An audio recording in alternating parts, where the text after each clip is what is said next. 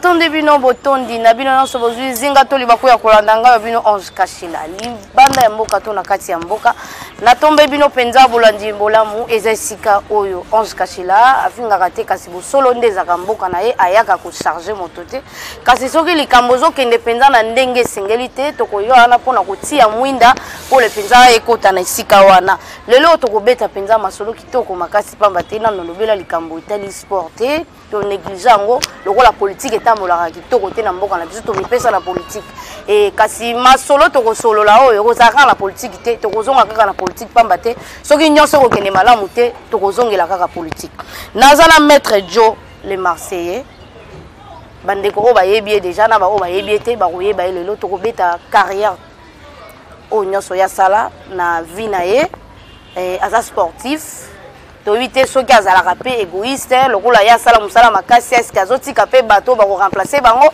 tokobeta pa masolo mwa mingi kasi eloko mosusu tokokota na mozindo kozala pe masolo to makambo etali mapango na ota kolakisa bino tokobeta koganga makambo etali ba mapango na nsele kuna na nsele eza na bato baza ba roi na nsele kaka na Congo koto Fachi aza président ye pa aza président na ndenge na ye kombo ya Augustin Kabuya soko yebi te nga nazoko informer ko yebi nga na kokosa te kombo na yo eza cité kuna na ndenge ya mabe oyo zaloka secrétaire général ya UDPS bato bazo sala bato mabe kuna na kombo na yo bazo yiba ba mapango na kombo na yo tokobeta kana na kati ya masolo na biso apona kobimisa ezala ndeko moko zela na tanga kombo na ye Frank Mbo Zola mais c'est Frank Mbo Zola photo na yango na oya yebiye ba meka ko ganga ba meka ko partager pa mateli Zola Meso Zola Meso pa mateli kambo yo ese umeli makasi tobetaka lisolo atata ekola lobaka kokota na ye na bandeko oyo baza libanda baya na bandi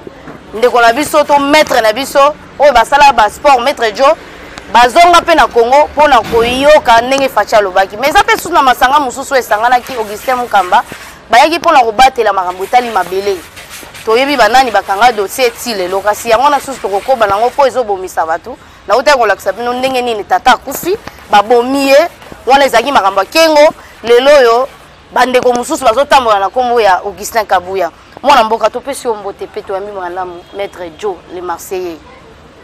Bonjour maître Joe tokolinga to banda mwa mingi na carrière na yo et ozalaki nani ya solo pe ozalaki penza boxer bana poto pe bayebi yo mwana poto po bino bozaka mingi kaka mwana poto obangisa biso poto ebite mais tokozana besoin bosenga toyoka yo eloko nini osala ozwa pe ba titre obunda pe ba bitumba makasi pe bayeba yo. Maman journaliste, merci beaucoup mbote na bino nyonso bazolanda biso na l'air oyo bon nazali mwana poto te il faut to corriger makambo mosusu tango mikolo ezobakisama.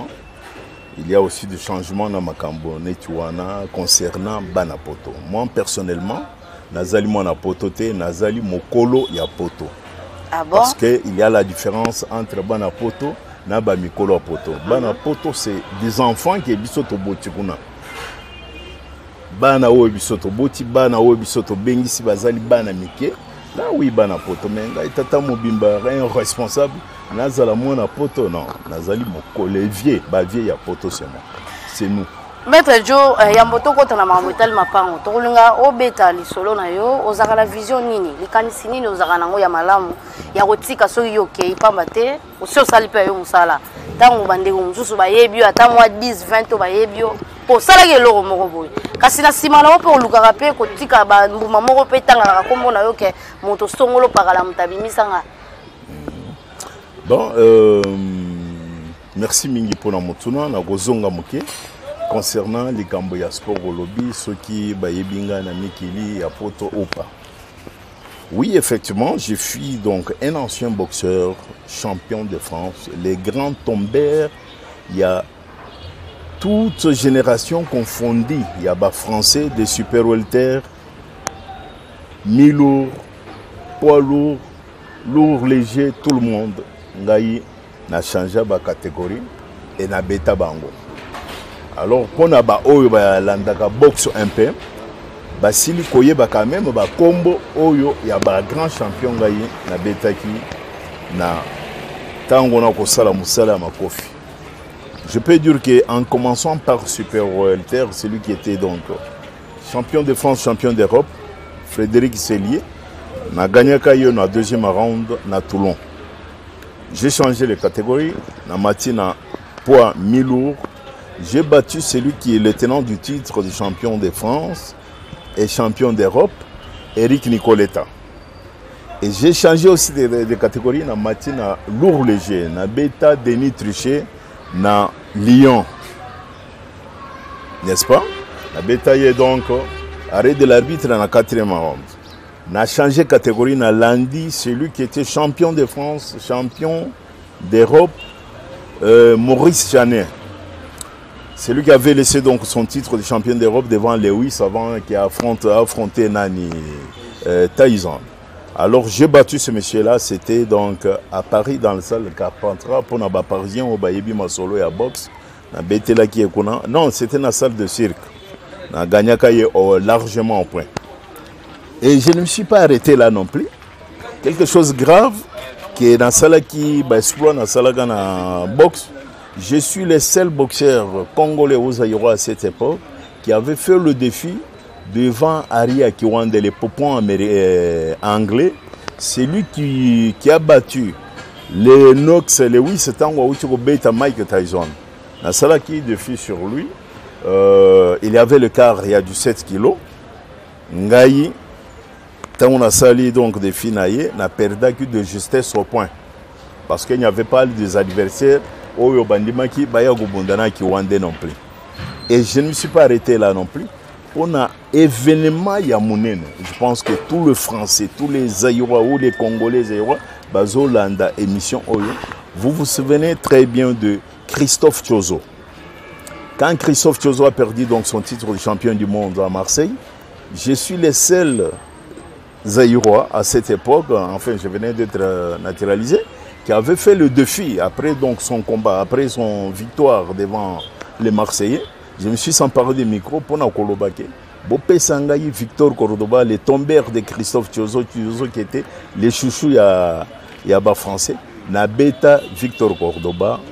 Et preuve en eux qu'il n'y a pas que moi qui peut témoigner tout ça, voire même le président, notre président Fatih, que je salue de loin, bonne année. Alanda Gaba Kombango, donc il était dans les besoins au Kozwapé, il mange, et puis voilà, à ce moment-là, non, non, comme président non plus. Bon, voilà, c'est que je représente ma carrière, et par après, retour Nanga Namboka, j'ai fait donc le vice-président, il y a Inabox, et tu le gagnes bientôt, toujours qu'il y a une élection, après Moukadimanda, il y a le vice-président Movoto, et après Movoto, c'est bien moi. Mais le fait que j'avais traîné un peu donc en Europe, il y avait un peu Magouya, hein, et pas ça qui... Bon, voilà, on va reprendre tout ça à zéro bientôt dans le mois de janvier parce que l'élection, il y a boxe et Rosala. Kasi vous avez rappelé moi les cancer Rosala moi association mo boui tangoye a pambate le rôle à Congo tozo bandila makamunyo so bandila zéro. Toza le rôle à to botami les sous ya mbala les sous vous avez rappelé moi les cancer Rosala pour la resungata bilenge ou Rosala. Oui, nous sommes donc en contact avec l'ASBOFA qui est Nazali président, on va parler de ça. Et l'ASBEL Le Monde est un nom qui a été créé juste pour encadrer donc le jeune. Oyo balingi kosala musala biso ba yaya to batata to salaki. N'est-ce pas? Bon, qui demande quand même toujours un coup de pouce, le col en allant à Katiamboka. Et puis voilà, bon. Est-il que Nazali coach? Mais Oyo biso to yogola kikuna, to yaga nango kaka to transmettre l'amitié à petit. Raison pour laquelle Nazala qui na commune ya Nsele on a fait ça pib pour na kofongola école de boxe kuna Asbofa.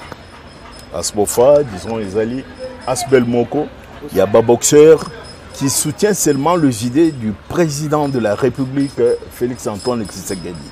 Et nous tozali donc ba boxeurs oyo basalaka musala ya makofi na ba oyo batalaka boxe balingi boxe bango tout bazali ba membre.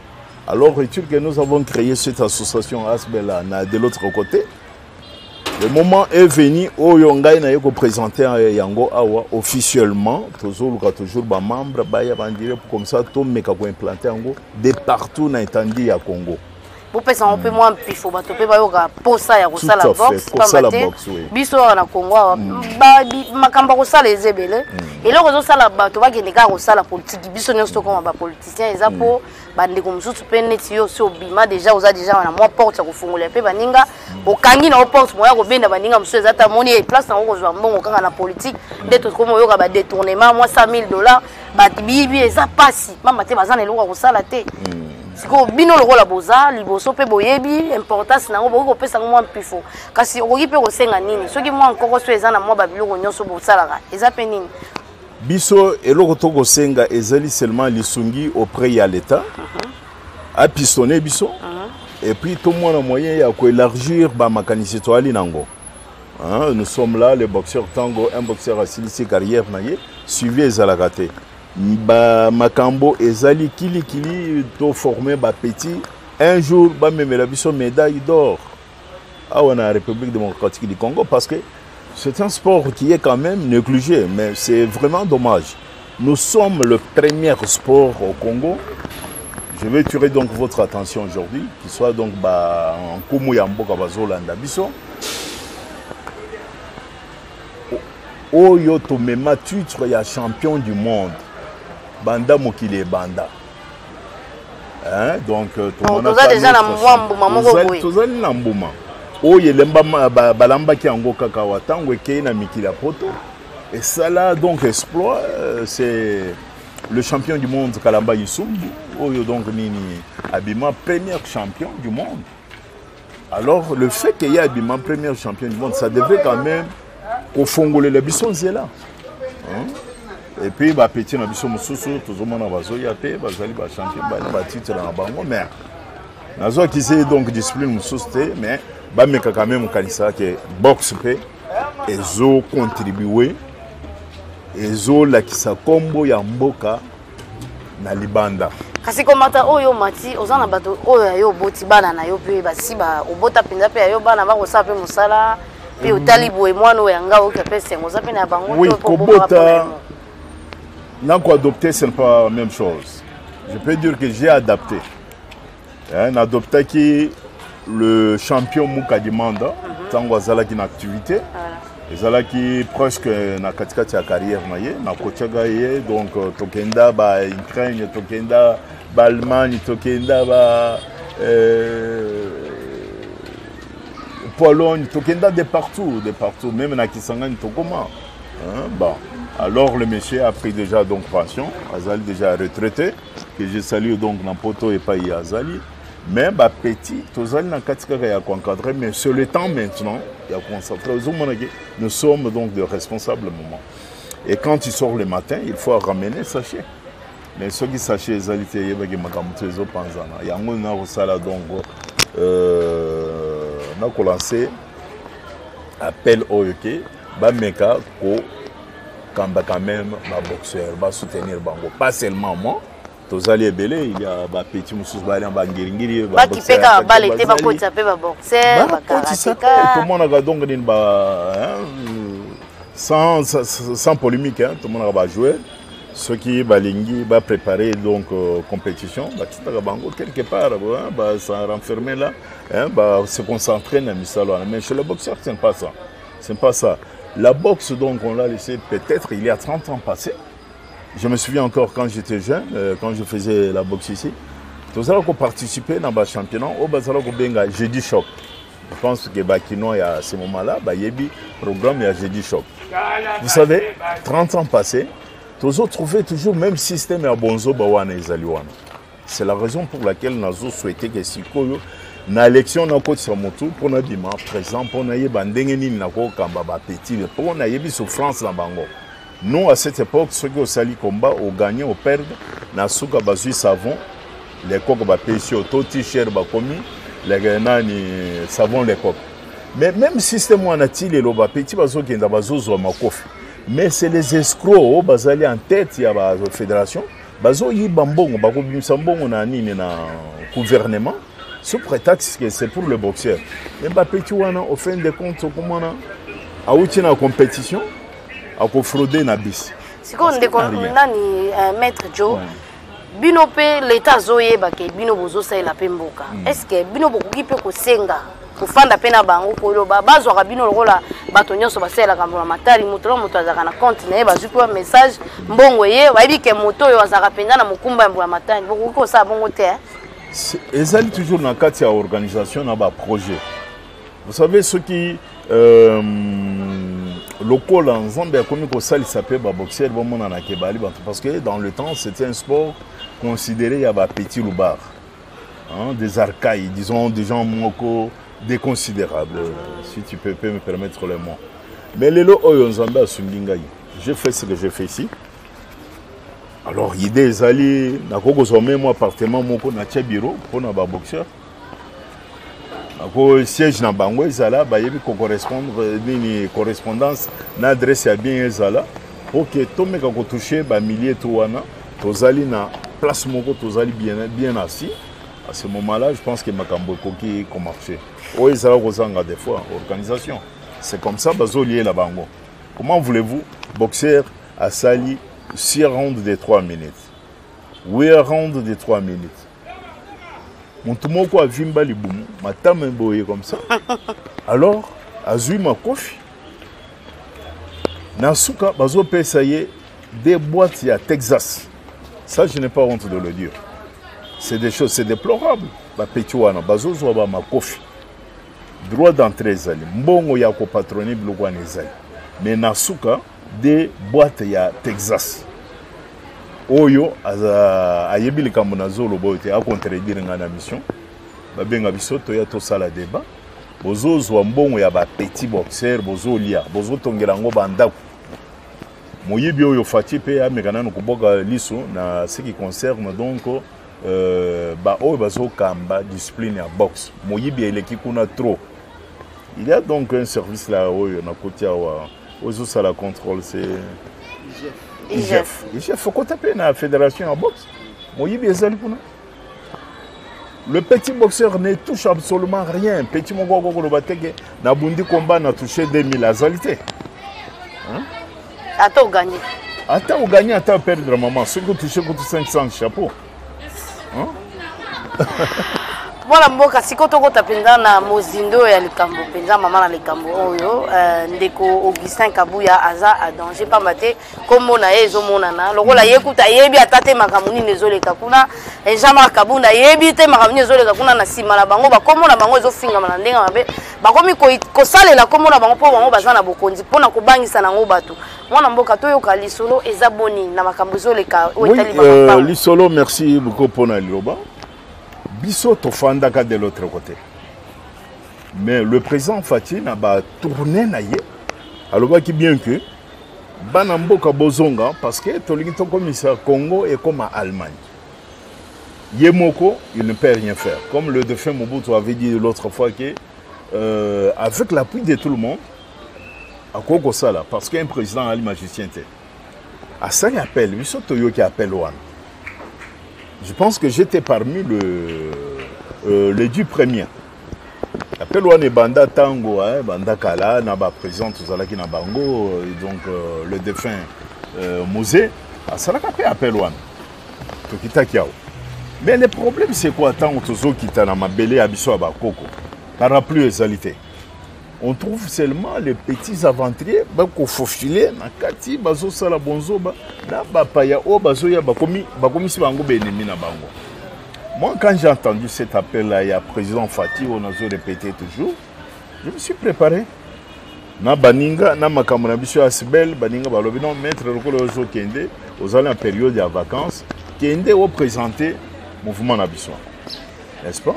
Alors autant on a eu voilà comment na kei na sombi place na sele côté à Kimpoko place où on avant na somba ba kebisa kinga balobi que attention avec les batekei mais nazo généraliser tous les batekei non plus que bazali miyibi non plus mais il y a batekei o ya mabe bazo bebi ses réputation ya batekei parce que donc le monsieur oyo atekela qui celui qui m'avait vendu la parcelle c'est un vieux. Vous comprenez que Azalaki vraiment na likanisia moyibité.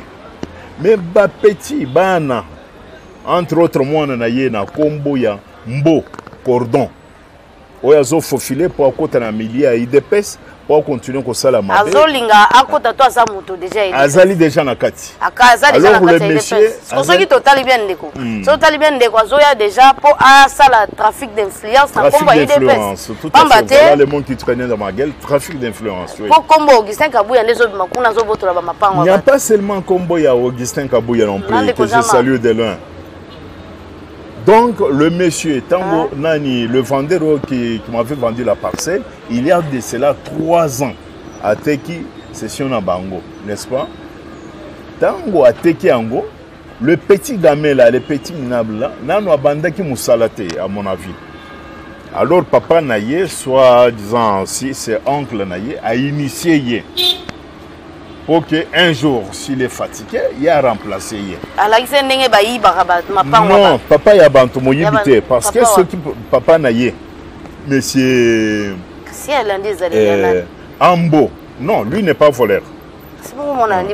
Mais si quoi le moine oye a poussé peine naye pour que mokolo ya kozala fatigué, moine azorele, c'est celui-là là qui est voleur. Il y a botamina moyibi. Ah, il y a des moyibi, à mon avis, à Melaki on a libéré la maman naye. Donc, nini le petit là, Moussala naye na Kimpoko na Nsele. Nazo sala appel na baninga tout ba oyo bazali na ba problème baya to sangana comme ça to kende to poser plainte parce que le monsieur soi-disant il est intouchable tango ngana sombi lopango ye aye ko se pointer non lopango ezali aye déjà na sina bandaki misala kuna toke na di quartier batali mikanda tout parce que les alaki na conflit non plus. Mais aye kaka nanko yake ye azali roi mwana ya chef, n'est-ce pas? Alors c'est comme neti Congo et comme une chose ya royaume. So bansele kuna ezalaka ezala ba président de la République kuna bazala ba premier ministre na bango kuna bazala ba gouverneur na bango. Tout à fait, le petit voleur quand il fait le descente. A sali descente à 3 reprises ou 4. Azoyana ba kuluna même 40. Avec des voitures à Mouyibi, il va payer pour ba mabele. Donc même 9 ou 10. Azali kuna na ba colonel. Na ba policier je tire attention donc et pas il y a général Kassongo. Faites attention, il y a des policiers oyo bazali utilisés et pas il y a petit wana oyo bazoyo ke la keye. Vous imaginez qu'un policier un dimanche au bayako traquer ni petit dans kati ya lopango vers 17h. Quel policier qui peut faire donc descendre à saliper saisi na autorisation na yebokanga biloko ba memi yango na commissariat. Donc on a besoin de policiers na bango, besoin de colonel na bango, besoin de magistrat na niveau tout ba magistrat ba siba lia ba bac chiche et puis corrompu. Alors de là donc ce qu'il avait voulu de faire et que leur nini ndenga salaka ce qui a yé na descente à salle descente na terrain ba kangi na tout d'abord ba ouvrier na yo. Ba botoli ba saisir donc ba outil ya musala. Tango ekomi kuna ozali forte ba kokangisa yo ozali na makal à ce moment-là lui il a l'opportunité il y a côté kalopango et pas il y a quelqu'un d'autre quand il sort de là au côté lopango déjà ezali donc nini clôturé vous comprenez alors petit azo sala ba tracasserie à dans tango siko ya yaki mbala liboso asamba ki alobaki ke lopango ezali ya président ya cour à cassation. Balandi si non le pango est commis à procureur. Na fundi ye nani na 4e kuna a déclaré que le pango ezali à magistrat moko nansel. Na kombo ya Chamalenga. Banda batinde la Chamalenga donc nini invitation à bloquer ango. Chamalenga wana kolo le pango moko donc nini fantôme quoi. Mais si au moment tozali na cadre ya kosala nini jugement le monsieur se permet ya kokenda kotonga na place nga na bandi déjà kotonga koyoka niveau ya makambo ndenge ezali na ngai bapesaki ngai ya réquisition à deux fois donc j'ai droit ya kosala misala mais procureur moment moko tokotana ya lobi non stoppé nano en attendant papa na ye oyo atekelaki vendeur na yo lopan comme ça il y a côté témoigner papa n'est jamais pointé non plus de même comme magistrat soya lobaki ke ndekolo lopan. Mais si quoi il faut se demander de quel droit azoya siko na lopango salisa misala. Mboka ngo ezali mboka moko ya ezali na ba droit ou pas. c'est ça que moi ngai nazo comprendre na bandi bandeko boyoki maître Joe ezalaka nga moko na charge na temps na lobaka ezalaka bosolo na lobaka ntango ya lobi nga na ino tomonana te nanu mpe nasala émission na ye te ake koremarke kuna baza na bacolonel na bango bamagistrat na bango nayaka mpona kokitisa bato te bamagistrat nyonso bayibaka te kasi magistrat oyo ayebiki azalaka na kati ya ekiri ya moyibi pamba te bachef coutumier baza na bamaître avocat na bango baza na bamagistrat na bango baza na bacolonel bagénéraux na bango mpe baza na kati wana eza ezaleli moko ya leli to eza ezaleli esi efanda esi eboti misisa pamba te esi esali 20 ans na ntango ya kabila nde okipe makambo te likambo ka etali mbongo oyo ya ye na BGF bank so esi ekoti nango etali nango motu te bato basi bamesana ezaleli wana ya konyokolaka baninga babomisi bato ebele tokoloba na bino bibembe eza na quartier mosusu Canada kaka na nsele kuna bozomona eloko boye ezokoba ndeko asi asali abengi bandeko oyo baza na makama ya makambo etali mapango boya lisusu bosangana ndeko Gistin Mukamba akotisaki po asalaki eza na ndeko moko aza pe ya poto diaspora ayaki na likanisa bi bandeko bazonyokwama basala eloko moko lokwa IGF na makambo etali mapango po ete bakanga miyibi babatela pe bandako ya bato mabele ya bato dossier wana eza na président stilelo bakale yango toyebi te po ya bandako senga tata ekolo azala likolo nango na kati nango nde nalobaka chaque fois eza na bacolonel bamagistrat bato nyonso minene toyokaka oyo bayibaka elongo na kabila bango mpe bayibaka ti lelo sikoyo soki eza neti moto lokwa yo na ye ekosimba te bakoluka baboma kasi eza tata ekolo akozala mpenza mwa likolo mwa mpifo na eloko wana yango na lisusu tozosenga lisusu pamba te kongo eza na esika moko ya malonga eza lisusu te nyonso eza ya kobeba yango wana tozosenga na tata ekolo Antoine Tshilombo Tshisekedi tala kolela ya population place nyonso zokende bato bazolela bazoyamba yo na esengo kasi nga na kozongisa yo ntango osalaki masolo na yo na bayimboka fosala union sacré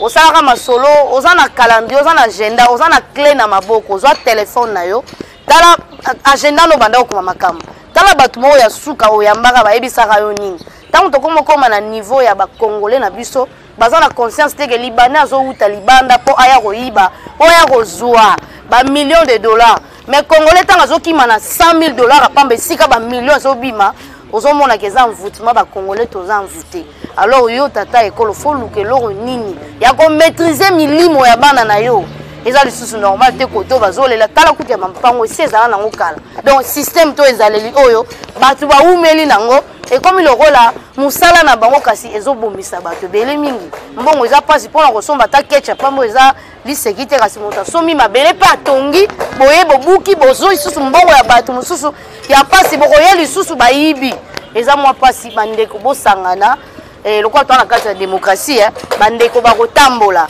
na bandi mwana mboka bakisa lisusu nalinga na bakisa eloko moko na bosana complètement na lopango yango oyo batekelaki ngai lui le monsieur Mbo na bandeko na ye bake ko escroquer donc une dame toyoko sala na connaissance cette dame là azali qui a de fin ami qui qu'on a fait la boxe ensemble André Munjelemo que son corps repose en paix alors donc tango na même moment wana na 3 mois nga na sobi lopango bazui lopango batekeli mwana mwasi wana ezalaki tour de rôle soki nga nazali kuna mwana mwasi akoya te soki nazali te ainsi de suite mais mokolo yango nzambe asalaki tokutana toye kokutana bashetere mibale ye sikoyo bayibi ye 2 voitures nde bapesaka ye lopango wana alors tant tokutani donc la dame elle était choquée balobi na ye yaka tokenda kolakisa yo place mosusu ndenge bayebisaki nga non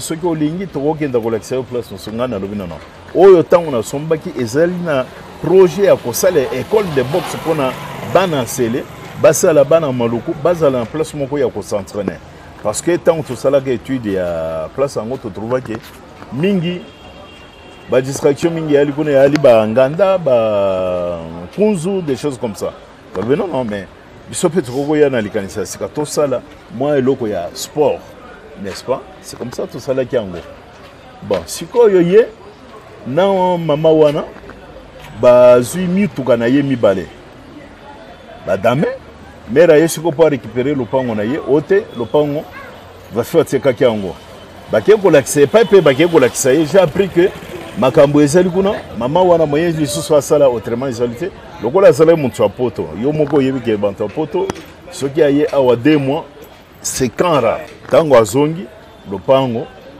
moya landela dossier ezalité mais moi j'ai quand même l'opportunité ya kolandela donc le monsieur jusqu'au bout pour que l'état tale le Cambodge parce que je ne peux pas accuser le président de la République peut-être il est dans l'ignorance. Il y a ça, il appelle. Il y a développer en gros. Tant que ça, il appelle Wana. Il y a pour ça que Bisso va mettre de Marseille. Toi, il y a t'invertir dans Mbok. Je l'ai fait donc dans l'Emba, prévenir que vous voyez donc ce que j'ai fait ici. Mais pourquoi ne pas le faire donc à cette? C'est les alliés pays, donc dans un pays, et comme Rome, donc et Vatican, à Katia Rome, tous les alliés pays Moko.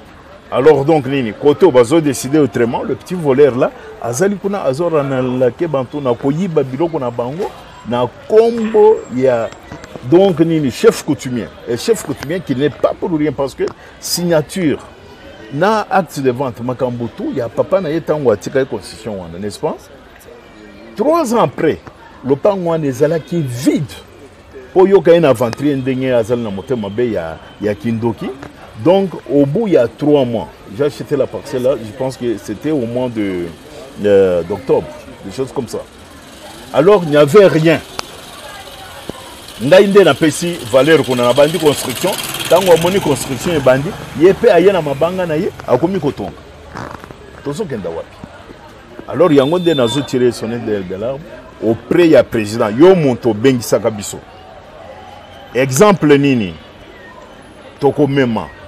Pona koyebisa baninga ke kuna ba escronde bazali baleki président na makasi parce que ce qui est kitiko kozala pe victime comment bandeko batikali de l'autre côté bako zo courage ya koya côté pona kosomba lopango en plus makambo ngo ezo salama pas loin il y a résidence ya République il y a chef de l'état non plus parce que ngai na résidence je peux dire que bon allez moi 15 minutes na makoro.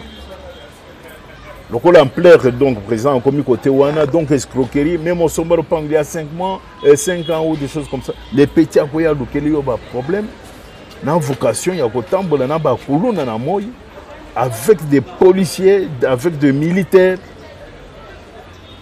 on a chasser yo donc dans celle.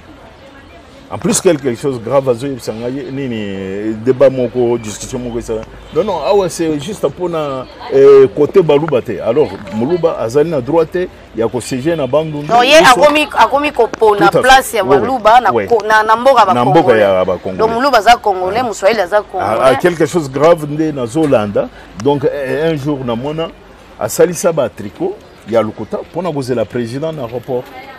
Donc on a zali na poste ya postulé pour comment bourgmestre ya ville ya nani ya Ansel. Ah mais avec des gens comme ça nano a comité azo sala muyibi aboyo alors mukuru ko Frank Mboa akoma bourgmestre mais ko boma batobele wana ko zwana basi wana penza il faut belela mu makasi ba yo yete donc nini ko zwana basi na bino ces petits gamins là hein un petit charlatan.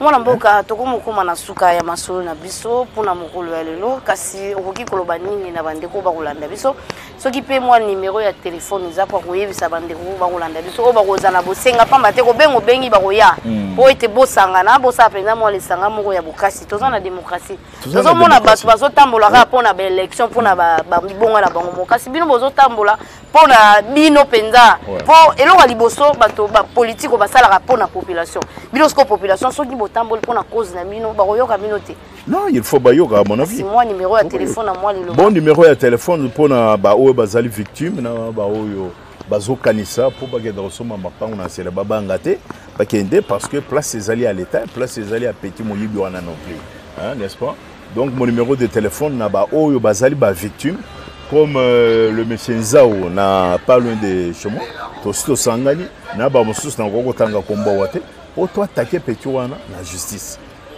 La justice a zo corrompre il donne les bacs chiches donc les ambongo moko donc ba paye 9 000 ou 15 000. Est-ce que tu as transpiré pour avoir ça? Est-ce que vous allez pas sur 1 500 ou 2 000 euros ça magistrat? Non. Alors ngai nazo ça l'appel que na bino tout au bazali ba victime. Vous venez donc sur avenue Lufira, hein, chez moi c'est avenue Lufira numéro 5. On peut si un numéro de téléphone na yo après on va obenga yo. Tout à fait ouais bah. Ça numéro de téléphone. Mon numéro de téléphone. Oui, pour ça là non ate ba roya ba kutiote. Yo peut ça numéro de téléphone. Mon numéro de téléphone c'est 085 88 15 718. Je répète 85 88 15 718. Maître Dio Bobengi Bogozwangai. Alors à ce moment-là, Toko Sangana pour attaquer les petits mouillis biazo bebisa image. Il y a papa Ambo où il a travaillé autant de années. Azo linga largué donc le pouvoir, mais ayeba que le petit Azo Fingisa, c'est un voleur. Toi attaqué pour mouiller binaye ici là. Maître Dio moi bambote na ba meilleure vie na bandeko bazolanda mingi mingi ba camarades no bazali banda ba osepela au monde au susu moi ba meilleure vie. Oui, ba meilleure vie ba bonne année makamonanga tuna bambote na tindi yango na Paris à Moninga donc au Kamba Jésus Mamadou Polondo Dédé ba Walter Chimanga ba Kitenge ba Inyama bango tous les boxeurs il y a à Bosfa, tout balingi Asbel Nabiso na kombo ya à Bosfa et zali donc association oyo ezo soutenir donc idée ya chef de l'état. Ce que vous allez na posa souci ya ko soutenir chef de l'état yaka okota na mouvement Nabiso et puis tozali wana atongo tipo quoi ce que vous bengi biso na numéro wana bokozwa biso. Bon, bah, Cyril Moutombo, bah, Kato, bah, Ngalula, tout le monde, on a payé beauté. Il y a trop et puis voilà.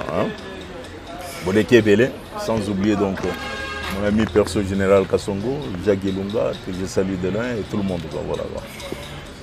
Totondi botondi mwana mboka maso kitoko pona kopanda sango na maître Dio. Ezalaki pona koyebisa bandeko. J'allais oublier donc le président ya Bosfa. Polondo Mamadou en Allemagne. C'est lui-même donc le fondateur du mouvement Oyo. Walter Tumanga qui est donc le président na Kati Angleterre et moi qui est le président pour la France et Wangongo qui est le président donc pour la Belgique. Bon, Baninga Moussous Bazali donc de gauche à droite, Boleke Belé, n'a pas suivi l'ombote et puis voilà. Merci. Matondo mingi mwana mboka na biano kitoko pour la mituna na biso na mokola lelo bomoni ete ndeko ye ayepe tokutani kaka lelo alobi eloko kaka ndenge onga na gangaka ilakana yaka ko charger ba tezaka bosolo pour na kozongisa makambo na ndenge penza mboka nyonso etambolaka pamba te Kongo ezalokwa ezalaki solo kwa bamboka nyonso oyo tobengaka te tokomi penza na suka ya masolo na biso pour la mokola lelo. Ezaki pe masolo kitoko pona kosula masolo etali mwa nkokoso ya makambo ezoleka na mboka na biso lokola Kongo ezobotama déjà sika Kongo sekufaki kobanda ba Belge batika Kongo batonga te kasi bakoba kika mwa ndambo oyo mobutu atika lelo tokoloba Kongo penze kundama yi tokobenda ngo ya kobenda nde mona mutu nyonso aza agité na poste na ye mwa mboko mukebo ba Congolais bakimi nzala esekotela ba Congolais nyonso bazobosa na ba Libanais bazoya pona kozwa ba millions. Mais bango ba Congolais bazokimia na ba $100,000. Kozo mona passe envoûtement na kati ya ba Congolais. En tout cas na bandi tokomi na suka tata ekolo moni pe musala makasi. Likanisi malamu ya ko sala ba territoire pona Congo mobimba. Et kozala penza moi nécessaire ya kotia misu likolo ya lisu pona kobatela lisusu musala to likanisi kitoko oyo pesi. Et ngana kosenga lisusu mwa toli muke pona kopesa okozongisa yo na ba message o batindela ko ya WhatsApp et tango sala ki consultation o ya mara banani ya liboso ba pesa ka yo penza calendrier mobimba mega kozongela ngo po o activer yo moko za na fongola na maboko zo yeba te na bandi to komi na suka ya masnaka na biso na pesi matondo mingi na Raja Kula et na États-Unis matondo mingi na mama Arlette Simisi matondo mingi na bino nyonso bozwi zinga toli bakoya kolanda po ite tokutana mbala sima.